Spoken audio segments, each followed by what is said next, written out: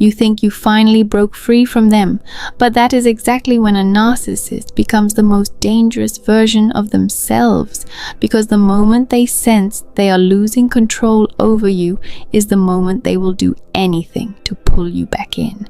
And most people never see it coming. In this video, I am going to teach you the 8 exact things a narcissist does when they realize they are losing their grip on you, so you can recognize it before it destroys you. If that is something you need to hear right now, hit that subscribe button, because what comes next will change the way you see everything. You think you finally broke free from them, but that is exactly when a narcissist becomes the most dangerous version of themselves, because the moment they sense they are losing control over you is the moment they will do anything to pull you back in. And most people never see it coming. In this video, I am going to teach you the 8 exact things a narcissist does when they realize they are losing their grip on you, so you can recognize it before it destroys you. If that is something you need to hear right now, hit that subscribe button, because what comes next will change the way you see everything. Let me start by telling you something that most people never talk about.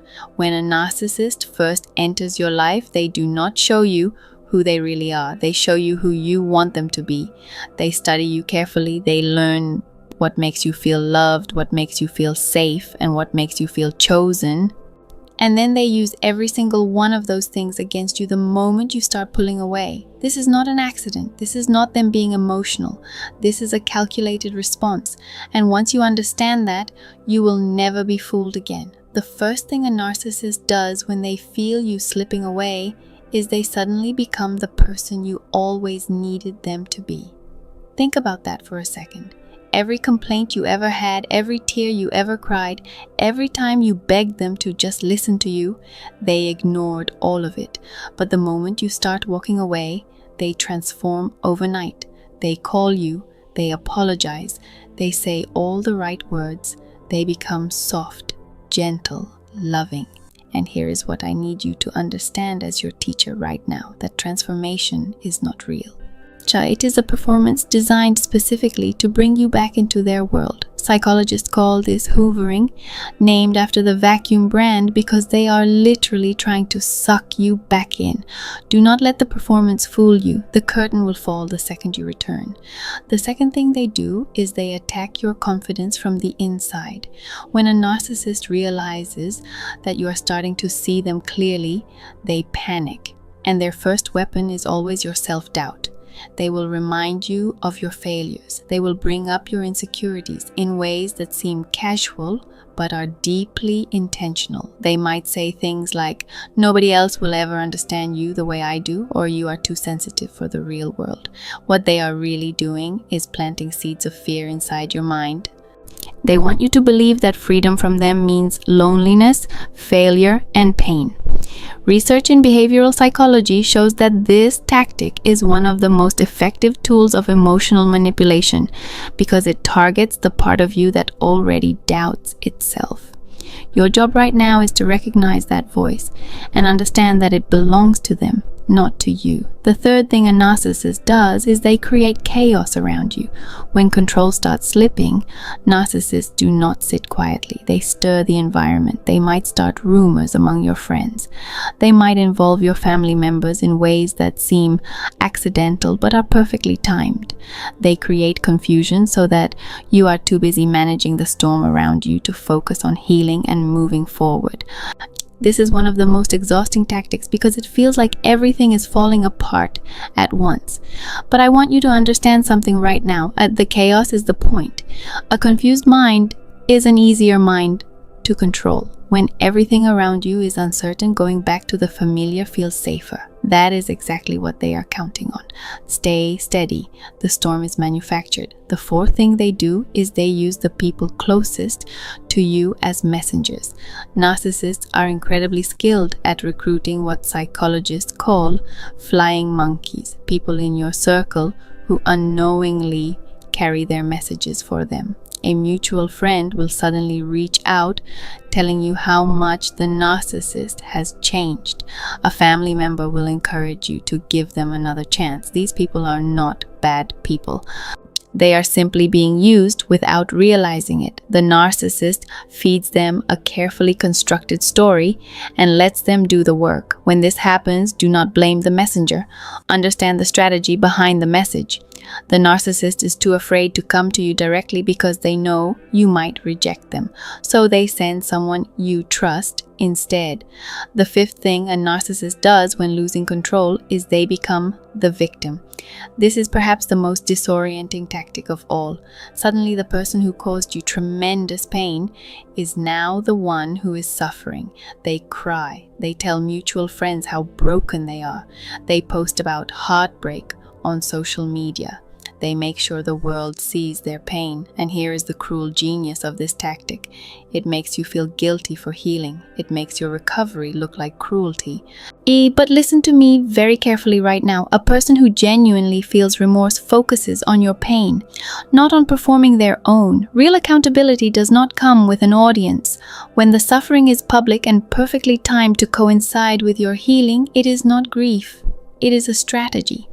The sixth thing they do is they test your boundaries repeatedly and systematically.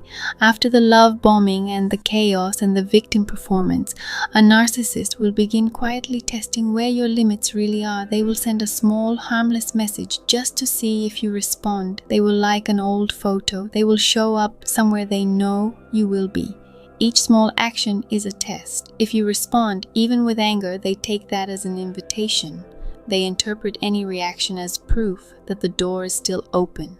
Again, this is why silence and distance are not just emotional choices. They are psychological necessities. Every response you give, no matter how firm, feeds the cycle.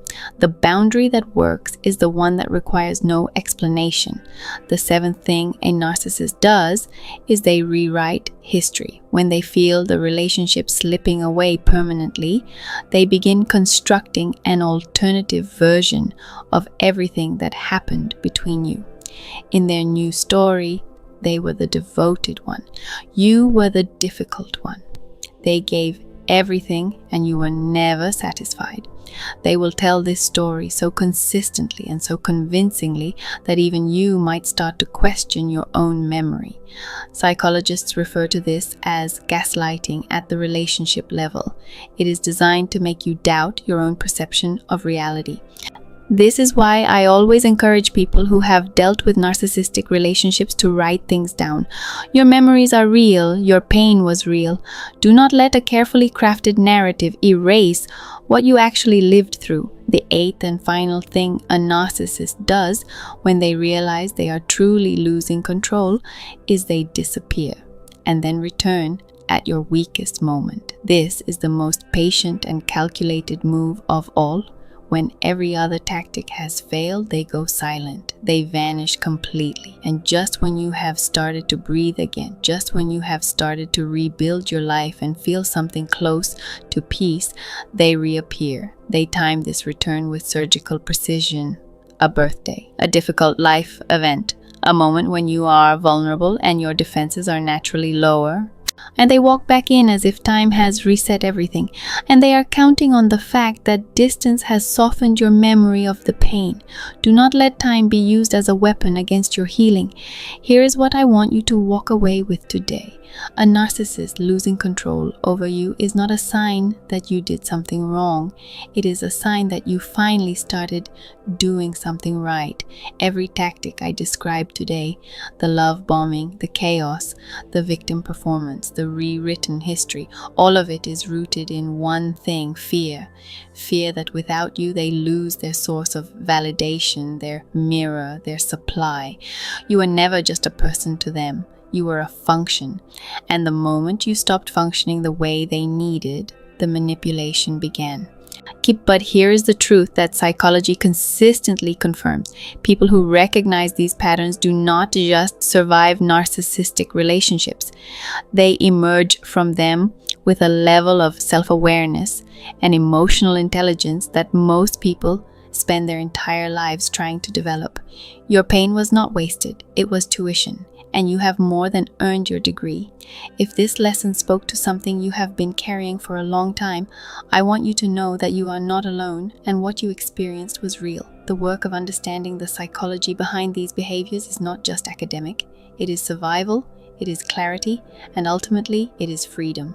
Every single week on this channel, I break down the psychological patterns that most people spend years trying to understand on their own. From toxic relationships to emotional manipulation to rebuilding your sense of self-worth from the ground up, we cover it all with depth, with honesty, and with the kind of clarity that actually changes how you see the world around you. So if you are ready to stop being confused by the people who hurt you and start understanding exactly why they do what they do, subscribe to this channel right now and turn on your notifications so you never miss a lesson. Because the more you understand, the harder you become to manipulate.